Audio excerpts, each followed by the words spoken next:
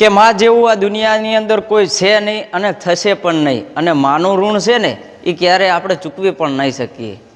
કહેવાય છે ને કે માં છે ને એ ભીનામાં પોતે સૂવે અને આપણને સૂકામાં સુવડાવે. આપણે જ્યારે પેદા નથી થયા હોતા ને એ પહેલાંથી માં આપણી સંભાળ રાખવાનું ચાલુ કરી દે છે. કટકો રોટલો એ ખાશે પણ ભરીને પેટ આપણને ખવડાવશે. અને હરેક મુશ્કેલીની અંદર માં છે ને એ આપણો સાથ અને સહકાર આપશે. તમે દુનિયાના ગમે તે ખૂણે હારી ગયા હોય ને તો માં કોઈ દિવસ એવું નહીં કરે કે જા બેટા પેલું કર, ફલાણું કર, ઢીંકણું કર. માં હંમેશા એમ કહે છે કે આરામ કર, બરાબર, તારાથી થાય એટલું કર. પણ આજકાલના લોકો શું કરે છે? લગ્ન કરીને પોતાની પત્ની આવે એટલે સૌથી પહેલાં મા બાપને ભૂલી જાય છે. મા બાપથી જ અલગ થવાનું. ભાઈ કેમ આવું કરો છો?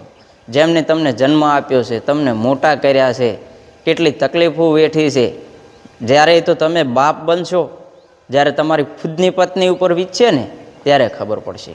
માટે મા માટે તો જેટલા શબ્દ બોલીએ ને એટલા ટૂંકા પડે, જેટલું કહીએ એટલું ટૂંકું પડે. દુનિયાની અંદર કોઈ પણ ખૂણે ફરી લેજો પણ માની મમતા જેવું તમને ક્યાંય જોવા નહીં મળે.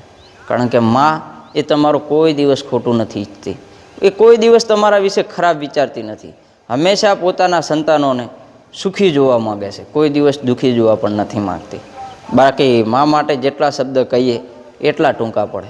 તમે પણ મા માટે કંઈક કહેવા માગતા હોય તો કોમેન્ટની અંદર કહી દેજો.